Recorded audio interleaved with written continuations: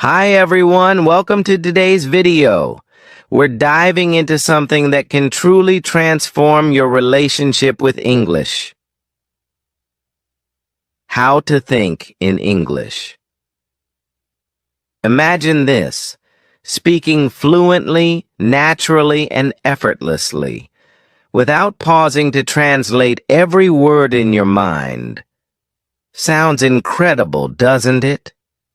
Well, let me tell you, it's absolutely possible. Let me take you back to where my journey began. I wasn't always able to think in English. In fact, there was a time when even simple sentences felt like mountains I couldn't climb. Growing up in a small town where English was rarely spoken, I often found myself struggling. Every time I wanted to say something, my brain had to work overtime, translating words, forming sentences, and then second-guessing myself. By the time I spoke, the moment was gone, and the confidence, it wasn't there. But one day, something shifted. I realized that if I wanted to become fluent, I had to stop relying on translation. I had to start thinking in English. It wasn't an easy journey. It was full of challenges, mistakes, and moments of doubt. But it was worth every bit of effort. I started small.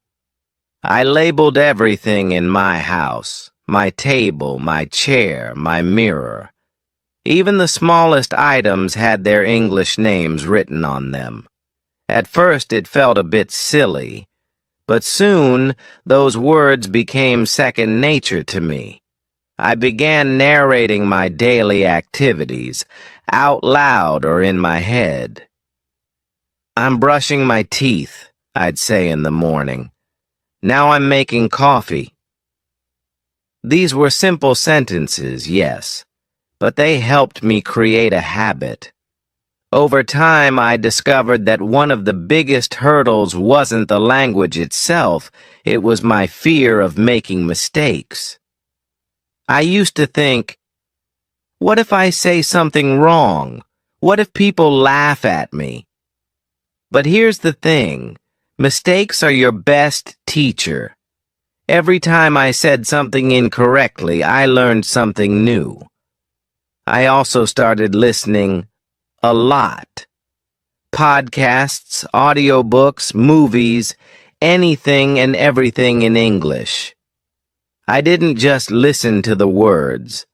I paid attention to how native speakers spoke. Their tone, their rhythm, their expressions, it all became a part of my learning process.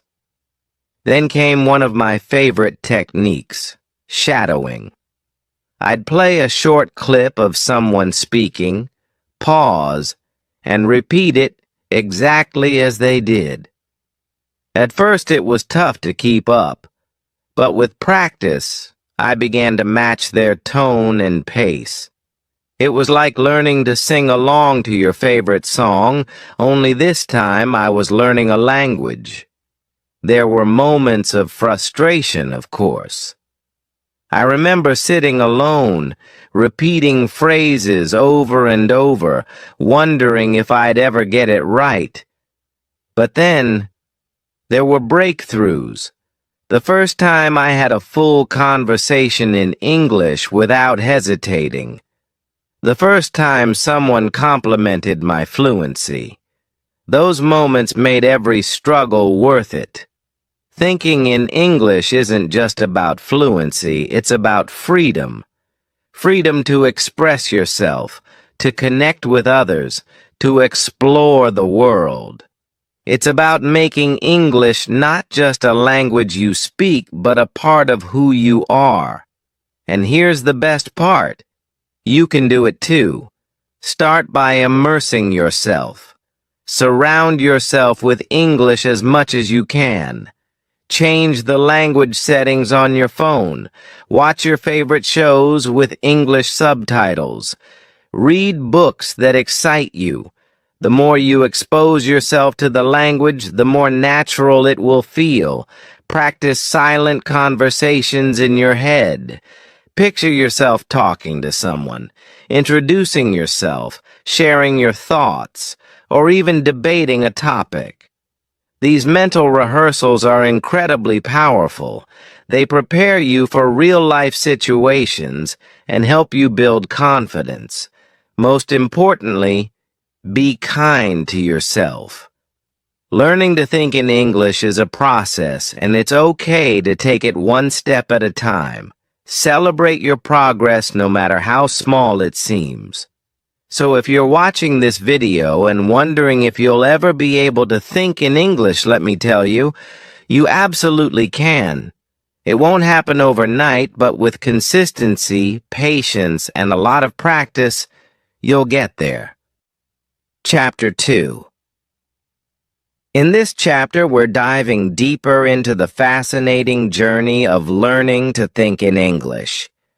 By now, you've probably started imagining yourself speaking effortlessly, thinking fluidly, and feeling confident in your abilities. But how do you get there? Let's continue unraveling the steps together. When I first began this process, one of the biggest challenges was breaking free from my native language. My thoughts were always in my first language, and English felt like a distant second. I realized that to truly make progress, I had to immerse myself completely. And I mean completely. I started by creating a mini English environment around me. I replaced my favorite music with English songs. My news updates came from English channels, and my bedtime stories were audiobooks in, you guessed it, English. Even my inner voice, the one that narrates your life as you go through the day, became an English voice. It wasn't easy at first. I'd slip back into my native language without even realizing it. But each time I caught myself, I gently redirected my thoughts back to English. It was like training a muscle. The more I practiced, the stronger it became. Speaking of muscles, let's talk about vocabulary. Building a solid vocabulary is like stocking your toolbox. You need the right tools to build anything meaningful. But instead of memorizing endless word lists, I learned words in context. For example, I didn't just learn the word delicious.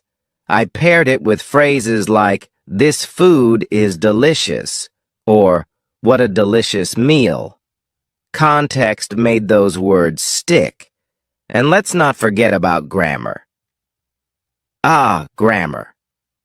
The part of language learning that often feels like a puzzle with missing pieces.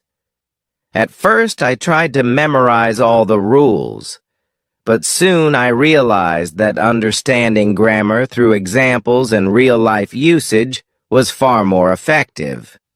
For instance, instead of studying verb tenses in isolation, I learned them by observing how they were used in conversations, movies, and books.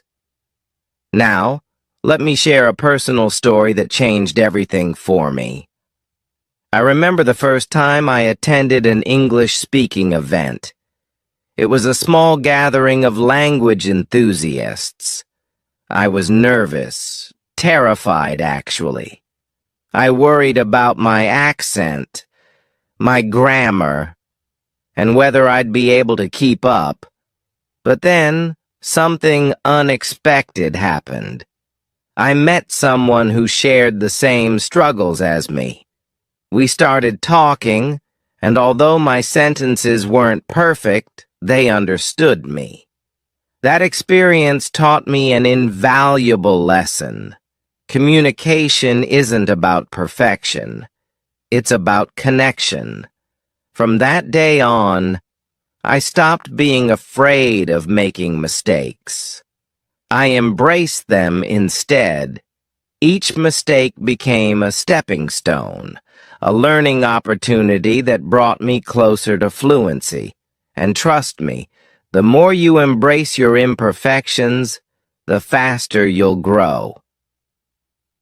Another game changer for me was learning to describe my surroundings in English.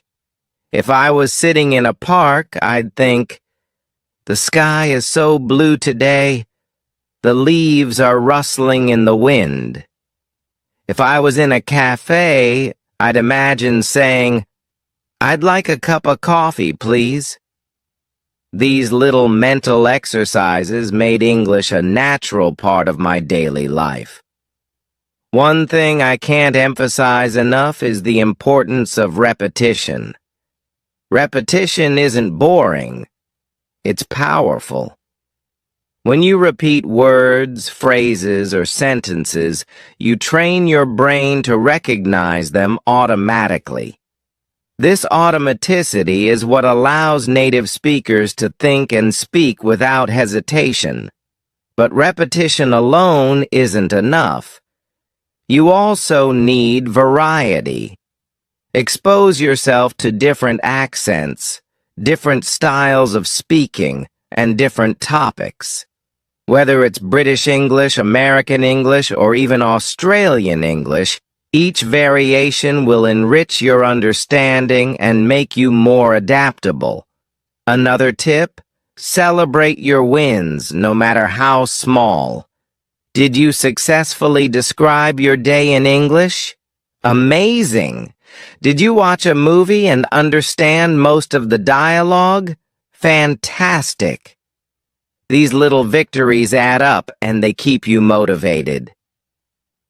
As you continue on this journey, remember that thinking in English isn't just about language.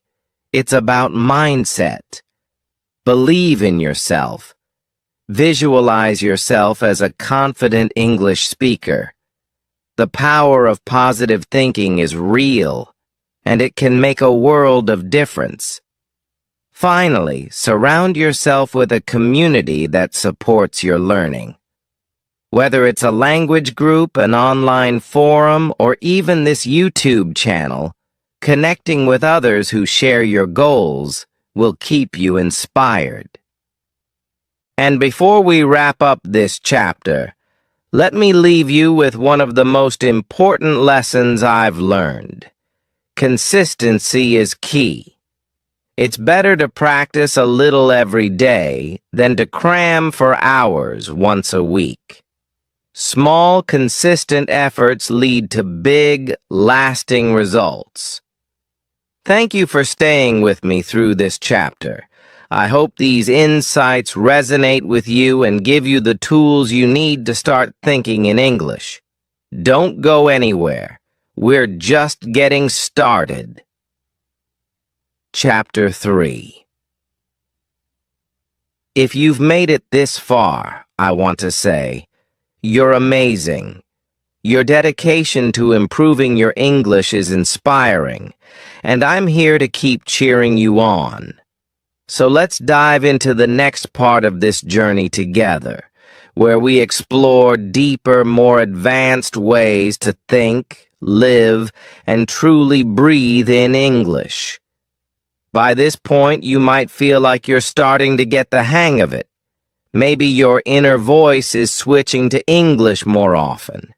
Maybe you've caught yourself thinking, "Wow, I just spoke an entire sentence in English without translating."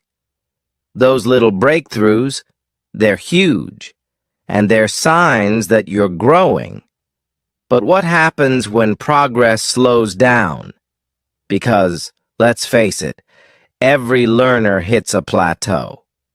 I know I did. I remember feeling stuck. Like no matter how much I practiced, I wasn't improving fast enough. It was frustrating.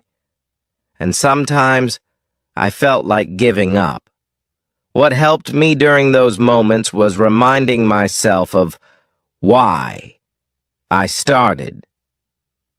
Why did I want to learn English in the first place? For me, it wasn't just about language. It was about opportunity. The opportunity to connect with people from all over the world, to access knowledge, culture, and ideas I'd never experienced before. So I dug deep and found new ways to challenge myself. I set goals, not big, overwhelming ones, but small, achievable targets.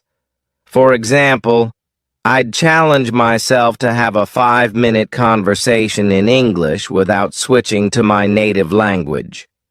Or I'd pick a topic and try to explain it in English, even if no one was listening. Another thing that helped was stepping out of my comfort zone. And trust me, it wasn't easy. I forced myself to interact with native speakers, even when I felt shy or nervous. I joined online language exchanges, attended workshops, and even volunteered at events where I could practice. Every interaction, no matter how small, boosted my confidence. I also embraced the power of storytelling. Let me explain. When you tell a story, whether it's about your day, a funny experience, or a memory, you activate a different part of your brain. You're not just thinking about words, you're connecting ideas, emotions, and imagery. This makes your English more natural, expressive, and engaging. So, I started practicing storytelling every day. I'd stand in front of a mirror and pretend I was talking to an audience. Today, I went to the park. The weather was beautiful, and I saw children playing. It felt silly at first, but over time, it became one of my favorite exercises. Speaking of favorite exercises, let me share another one that transformed my English. Shadowing. Shadowing is when you listen to someone speak in English, like a podcast, an audiobook, or even a YouTube video, and you repeat what they're saying in real time. It's challenging, but it forces your brain to think quickly, just like a native speaker. But here's the thing. Shadowing isn't just about copying words. It's about capturing the rhythm, intonation, and emotion behind those words. When you shadow effectively, you're not just learning a language, you're learning how to sound like a native. And let's not forget about reading. Reading is like a treasure chest of vocabulary, grammar, and cultural insights. I made it a habit to read at least one page in English every day, sometimes a novel, sometimes an article, and sometimes even song lyrics. Each word, each sentence was a stepping stone to fluency. But reading alone isn't enough. You have to make it interactive. When I read, I'd underline new words, look them up, and write sentences using them. I'd pause to think, how would I explain this story to someone else? This active engagement turned reading into a powerful learning tool. Now, let me share something deeply personal. There was a time when I doubted myself. I'd hear fluent speakers and think, I'll never be as good as them.